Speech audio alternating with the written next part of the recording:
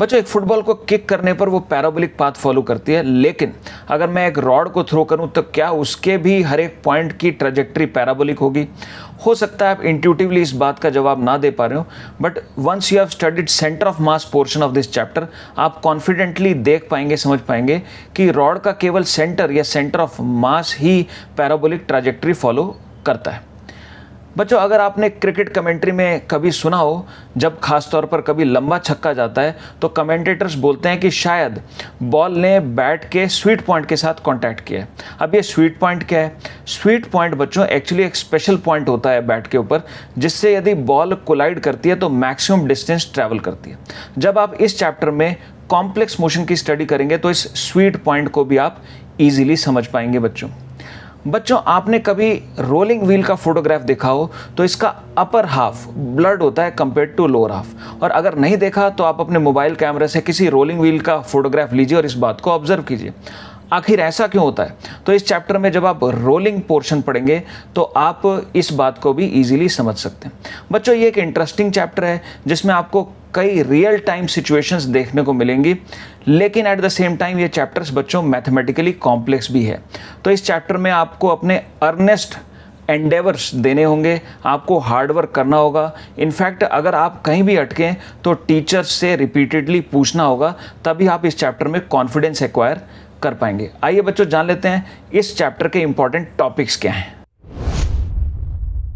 बच्चों first important topic of the chapter is centre of मास, यानी कि वो स्पेशल पॉइंट जो ऐसे एक्सेलरेट करता है मानो बॉडी का सारा मास उस पर कॉन्सेंट्रेटेड हो। अगर एक रॉड को हम थ्रो करते हैं तो इसका सेंटर ऑफ मास, ये सेंटर ही है जो पैराबोलिक ट्रैजेक्टरी फॉलो करता है। तो बच्चों सेंटर ऑफ मास में सबसे पहले अपने को n पार्टिकल सिस्टम का centre of mass, then 2 particle system का सेंटर ऑफ मास कंप्यूट करना आना चाहिए। देन सेंटर ऑफ मास की प्रॉपर्टीज अपने को मालूम होनी चाहिए। देन कंपोजिट बॉडी सिस्टम या फिर बॉडीज विद कैविटी के सेंटर ऑफ मास को लोकेट करना आना इंपॉर्टेंट है। Then uniform and non uniform objects के सेंटर मास निकालने के लिए फॉर्मूले होते हैं, वो फॉर्मूले अपने को आने चाहिए। और लास्ट आपको डिफरेंट सेंटर ऑफ मासेस जो स्टैंडर्ड बॉडी से एसोसिएटेड हैं, जैसे कि semi circular ring, hemisphere etcetera, इनकी लिस्ट आपको मेमोराइज्ड होनी चाहिए। बच्चों second important topic of the chapter is motion of centre of mass, जिसमें displacement, velocity, acceleration of centre of mass निकालनी आनी चाहिए। Then Newton second law for system of particles आपको मालूम होना चाहिए। And then Newton second law से एक इंपॉर्टेंट कंक्लूजन आता है रिगार्डिंग सेंटर ऑफ मास कि इसका मोशन केवल एक्सटर्नल फोर्सेस से इन्फ्लुएंस्ड होता है, ये भी आपको आना चाहिए, मालूम होना चाहिए। बच्चों third important topic is principal of conservation of linear momentum, जिसमें सबसे पहले आपको इसकी कंडीशन मालूम होनी चाहिए। देन इसकी वाइड वैरायटी ऑफ एप्लीकेशंस आपको बच्चों परफेक्टली क्लियर होनी चाहिए। Fourth important topic of the chapter is collision, जिसमें सबसे पहले आपको कैटेगरीज ऑफ कोलिजन यानी कि 1D कोलिजन, 2D कोलिजन, जिनको हम head on and oblique collision भी रिस्पेक्टिवली बोलते हैं, ये मालूम होना चाहिए। फिर कोलिजन के टाइप्स जैसे कि इलास्टिक कोलिजन या इनइलास्टिक कोलिजन या फिर परफेक्टली इनइलास्टिक कोलिजन के बीच में डिस्टिंक्शन होना इंपॉर्टेंट है। बच्चों नेक्स्ट आपको कोलिजन की प्रॉब्लम सॉल्व करने के टूल्स जो कि होते हैं प्रिंसिपल ऑफ कंजर्वेशन मोमेंटम, जो कि फ्री कोलिजन में लगाया जाता है। देन होता है आपका इम्पल्स मोमेंटम थ्योरम, जो कि कांस्टेंट कोलिजन में ऑफन लगाया जाता है। And then Newton's law of restitution, जो कि फ्री या कांस्टेंट किसी भी कोलिजन के लिए आप लगा सकते हैं। इनकी डीप अंडरस्टैंडिंग होना एक्सट्रीमली इंपॉर्टेंट है। बच्चों fifth important topic of the chapter is variable mass system. For example एक रॉकेट है, इसमें से जब गैसेस बर्न करके इजेक्ट करती हैं तो इसका मास सिग्निफिकेंटली डिक्रीज करता है विद टाइम। तो एक वेरिएबल मास सिस्टम का एक पॉपुलर एग्जाम्पल है, जब मास एस्केप करता है नीचे की ओर तो रॉकेट ऊपर की तरफ फोर्स एक्सपीरियंस करता है, जिसे हम थ्रस्ट बोल सकते हैं। तो सबसे पहले थ्रस्ट का जनरलाइज फॉर्मूला आपको मालूम होनी चाहिए।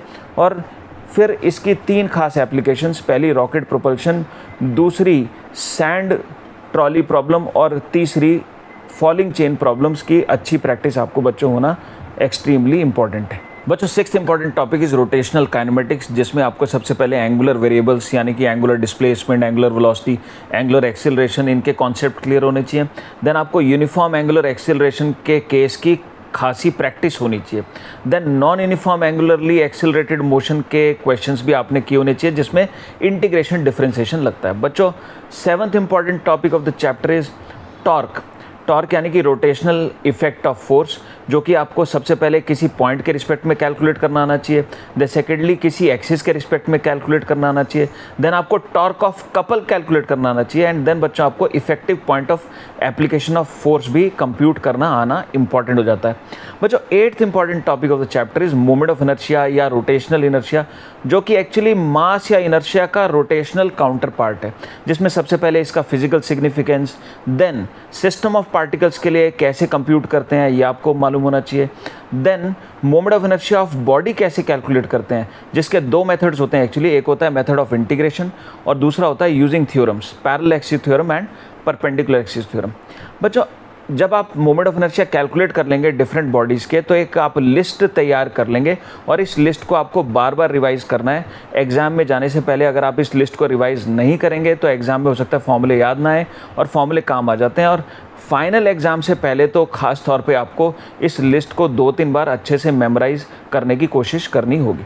बच्चों then moment of inertia of a body with cavity भी इंपॉर्टेंट है, and then radius of gyration का कॉन्सेप्ट आपको मालूम होना चाहिए और इसका फॉर्मूला भी आना इंपॉर्टेंट हो जाता है। बच्चों 9th important and easy topic is equilibrium, जिसका मतलब होता है कि बॉडी पर net force and net torque दोनों ही ज़ीरो हैं। तो इसमें आपको दो वैरायटी ऑफ प्रॉब्लम्स खास तौर पे करनी आनी चाहिए, जिसमें पहला है कि एक रॉड है जो कि हॉरिजॉन्टल हो सकती है या इंक्लाइन हो सकती है, थ्रेड से सस्पेंडेड है या हिंज्ड है, और कुछ ब्लॉक्स भी इस पर हैंग कर रहे हो सकते हैं। तो इस सिस्टम के लिए अननोन फोर्सेस कंप्यूटेशन, जैसे कि टेंशन, रिएक्शन एट हिंज, इनकी computation. Then second variety is ladder problems, जिसमें हो सकता है एक लैडर किसी वॉल के अगेंस्ट लीन कर रही है और उस पर कॉन्टैक्ट फोर्सेज बताने, या फिर डबल लैडर वाले केस में भी कॉन्टैक्ट फोर्सेज आपको कैलकुलेट करने बच्चों आने चाहिए। Then 10th important topic is बच्चों फिक्स्ड एक्सिस रोटेशन, जिसमें सबसे पहले torque is equal to alpha based problems आपको करनी आनी चाहिए, जिसमें pulley problems, composite pulley problems, या फिर कोई एक हिंज्ड बॉडी को रिलीज कर दिया जाता है, इस तरह की प्रॉब्लम्स आपको करनी आनी चाहिए, इंपॉर्टेंट है। Then next energy conservation based problems हो सकती हैं। हो सकता है कोई बॉडी किसी एक्सिस के अबाउट हिंज्ड है और उसको रिलीज करने पर किसी लेटर इंस्टेंट पर कितनी उसके पास एंगुलर स्पीड आ जाएगी, तो loss in potential energy is equal to gain in kinetic energy से ये एंगुलर स्पीड आप कंप्यूट कर सकते हैं बच्चों 11th इंपॉर्टेंट टॉपिक है कॉम्प्लेक्स मोशन, या जिसे हम कंबाइंड ट्रांसलेशन प्लस रोटेशन भी बोलते हैं।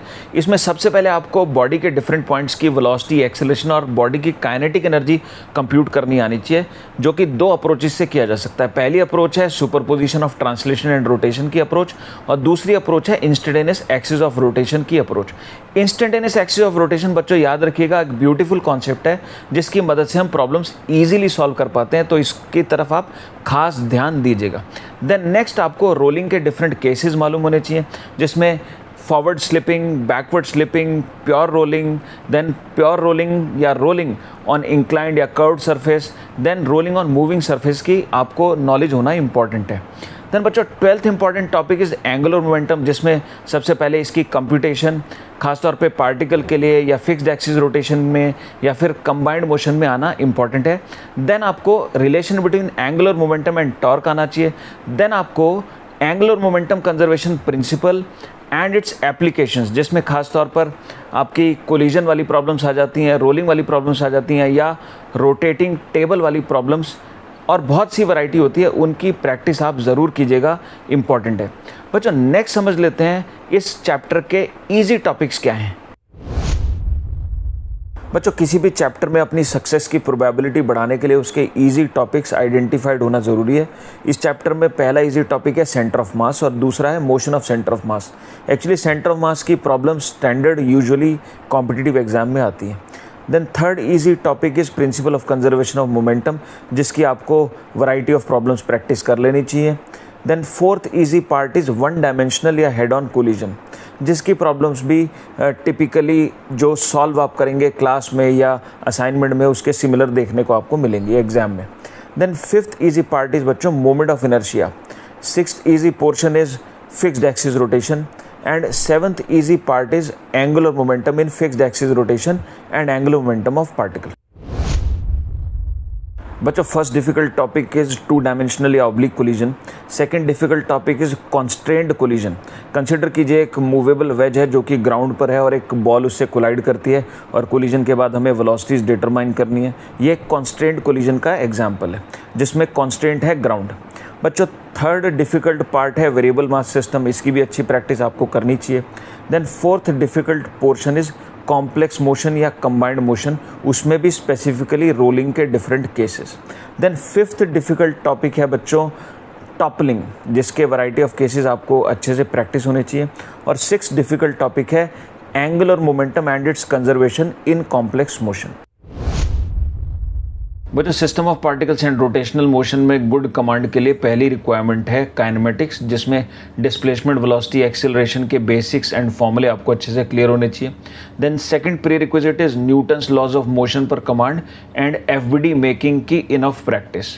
Then third requirement is work पर एनर्जी के बेसिक्स की अच्छी अंडरस्टैंडिंग, साथ में इनसे रिलेटेड जो भी फॉर्मूले एक्सप्रेशंस हैं उनकी नॉलेज। फोर्थ जो चीज़ रिक्वायर्ड है बच्चों वो है सर्कुलर काइनेमेटिक्स, और इसमें एंगुलर वेरिएबल्स और different cases of angular acceleration ये आपको बिल्कुल क्लियर होनी चाहिए।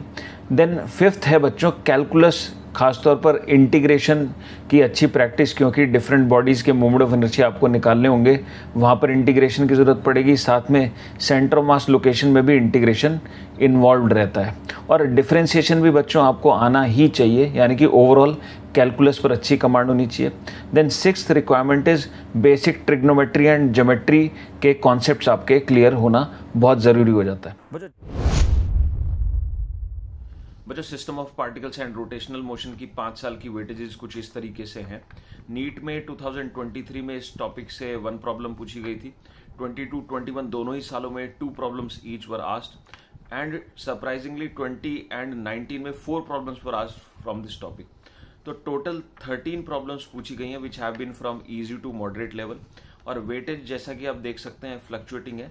आप अपने पेपर में एक्सपेक्ट कर सकते हैं 2 to 3 प्रॉब्लम्स के अराउंड इस टॉपिक से पूछी जा सकती है। बच्चों सिस्टम ऑफ पार्टिकल्स में सॉलिड कॉन्फिडेंस के लिए आप ये स्ट्रेटजी फॉलो कर सकते हैं। सबसे पहले आपको इस टॉपिक में एटलीस्ट 20 आवर्स के क्वालिटी लेक्चर्स चाहिए होंगे।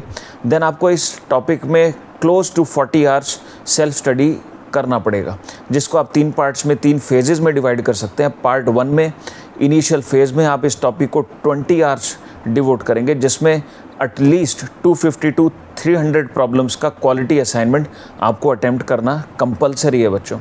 देन सेकंड फेज में रिवीजन के दौरान आप अगेन इस टॉपिक में 10 आवर्स डिवोट करेंगे, जिसमें आप एक 2 आवर्स का टेस्ट प्लान करेंगे जो इजी टू मॉडरेट लेवल का होना चाहिए, और एक और 2 आवर्स का टेस्ट प्लान कीजिए जो कि मॉडरेट टू टफ लेवल का होना कंपलसरी है बच्चों। देन थर्ड फेज में एग्ज़ाम से पहले आप अगेन इसको 10 आवर्स डिवोट कीजिए, जिसमें आप अगेन 2 टेस्ट प्लान कीजिए।